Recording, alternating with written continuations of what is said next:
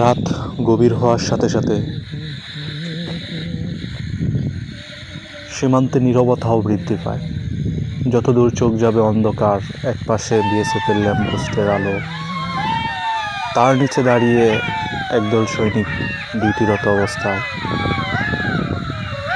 দূর থেকে ভেসে আসতেছে শিয়ালের ডাক, ঝিঝি পোকার ডাক, ব্যাঙের ডাক, গা চমচমে পরিবেশ।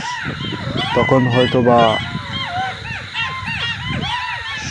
পাশে সহযোদ্ধা ব্যতীত অন্য কেউ জাগ্রত নেই।